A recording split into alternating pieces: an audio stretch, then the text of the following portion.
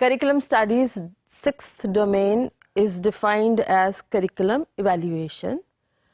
Evaluation کا لفظ assessment کے ساتھ ساتھ استعمال ہوتا ہے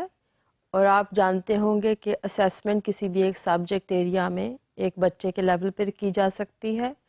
اور assessment کسی بھی ٹیچر کی پرفارمنس اور اس کے ٹیچنگ کے طریقہ کار کی بھی کی جا سکتی ہے. تمام assessment کر لینے کے بعد ایک فائنل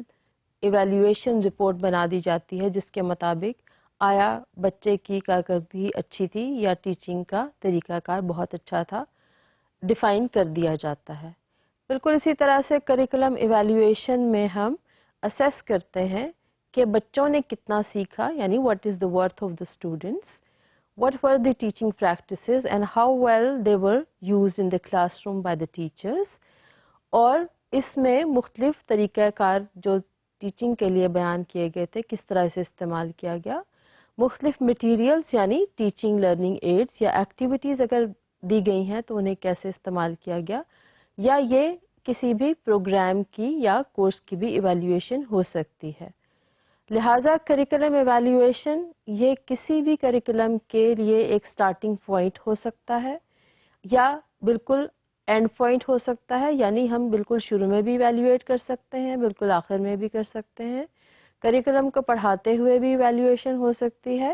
اور it can also serve as a means to totally evaluate the curriculum and put a value that how well this curriculum was used in the classroom and how it can be improved اور اسی کے مطابق further actions لیے جا سکتے ہیں. Basic مقصد evaluation کا کرنے کا کیا ہے کہ ہم یہ چاہتے ہیں کہ ہم کریکولم کو ہینڈز آن ایکسپیرئنس کے بعد یعنی کلاس روم میں پڑھانے کے بعد اور ٹیچرز کے تجربہ کی روشنی میں اور بچوں کی پرفارمنس کی روشنی میں ہم اسے فردر رینیو کر سکیں، ریوائز کر سکیں یا امپروو کر سکیں. اگر ہم ایویلیویشن کو ذرا تفصیل میں دیکھیں تو ہمیں پتہ چلے گا کہ یہ بہت نیرو بھی ہو سکتی ہے اور at the same time it can be very wide. It can be narrow for the students for their performance in one subject area and then we can do it for one student in all subject areas, یا دوسرے subjects میں ہم دیکھ سکتے ہیں کہ بچہ کیسے پرفارم کر رہا تھا. یہ ایک کسی کلاس روم کی بھی ہو سکتی ہے اور جب ہم اس کو بڑے لیول پر لے جاتے ہیں یعنی وائڈر پرسپیکٹو میں اگر ہم دیکھیں تو کریکولم کی ایویلیویشن پورے پروگرام یعنی پرائمری لیول یا ایلیمنٹری لیول پر بھی کی جاتی ہے. اگر آپ ایلیمنٹری لیول پر کرنا چاہتے ہیں تو ہم گریڈ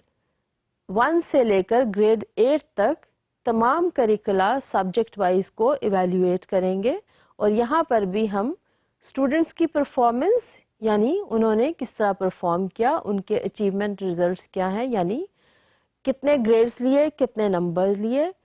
ٹیچنگ مٹیریلز جو ٹیچرز نے استعمال کیے یا ٹیچر گائیڈز جو انہوں نے استعمال کی کتنا افیکٹولی وہ ان کو یوز کر سکیں اور ٹیچرز کے مطابق ان کو کیسے امپروو کیا جا سکتا ہے. ایکٹیویٹیز اگر ڈیفائن ہے ٹیچرز گائیڈ میں یا ریسورس گائیڈ میں تو وہ ایکٹیویٹیز کیا استعمال ہو سکیں کلاس روم ٹیچنگ کرتے ہوئے اور ہو سکیں تو کتنا افیکٹولی استعمال ہو سکیں. اس کے علاوہ ایویلیویشن کے اپنے طریقہ کار جو بچوں اور ٹیچرز کے لیے استعمال کیے جاتے ہیں انہیں بھی ہم فردر ایویلیویٹ کر سکتے ہیں. لہٰذا جب ہم ایویلیویشن کی بات کرتے ہیں تو ہمیں ایویلیویشن کو بہت نیرو اور بہت وائڈ پرسپیکٹو میں دیکھنا پڑے گا. عموماً ایویلیویشن کرتے ہوئے پری اسپیسیفائڈ ایمز اور آبجیکٹیوز جو ہم نے کریکولم میں ڈیفائن کیے ہوتے ہیں ان کو پری اسپیسیفائڈ اچیومنٹ یعنی ایویلیویشن کرائٹیریا کے اگینسٹ دیکھنا پڑتا ہے. فار ایگزامپل اگر ہم دیکھتے ہیں کہ بچوں نے